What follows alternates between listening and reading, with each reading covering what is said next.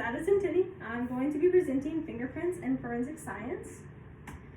What is forensic science? The definition of forensics is it's the application of science to criminal evidence. So why is forensic science important, you might be asking?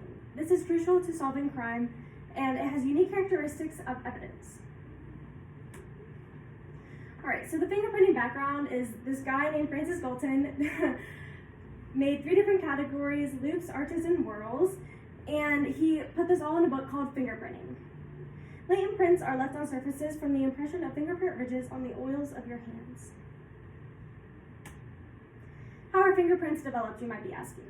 So the main thing is the dermal papillae, and when you are young, you are in your mom's womb, and basically you just press onto your mom's womb, and the dermal papillae basically replicates the ridges in your mom's womb, which I found really cool whenever I was first learning. So how do scientists collect fingerprints from individuals? The first thing is a 10-print card.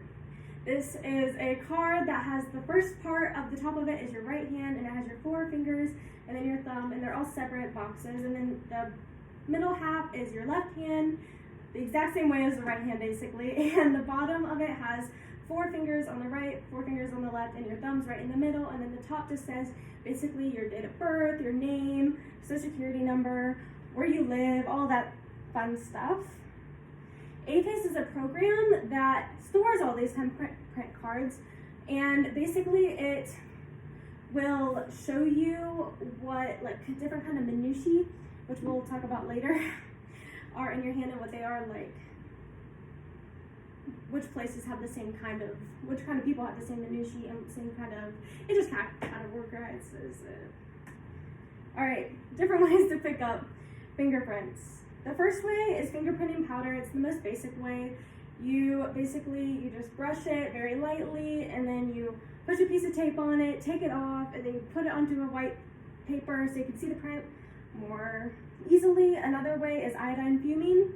This, you just blow into this little tube, and you have to break up the iodine at the bottom, and it blows out of the bottom of the tube, and it makes it yellow. All right, and then ninhydrin is an aerosol spray that you spray outside, because if you don't spray it outside, it will bind to your amino acids and turn you purple.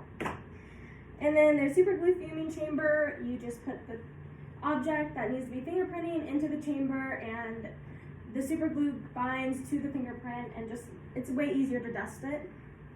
And small particle reagent is you spray it, and then you wash it, and then the fingerprint turns black. So it's pretty cool.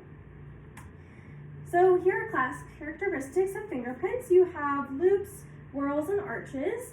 Those are the 3 categories, and then there's many different subcategories of these fingerprints as well.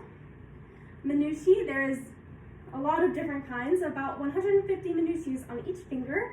We use, I don't remember exactly, but it's a good bit of minutiae on each finger to show if they have the same person. So the first thing is right there is the core, and right here's the delta. That's how you find out ridge counting.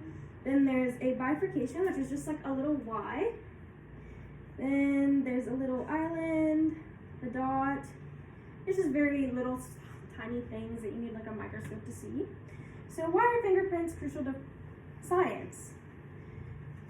This is because no 2 people share the same identical fingerprint, not even identical twins, which is very different from DNA, which do share identical DNA. It can confirm a suspect was also at a crime scene. The end.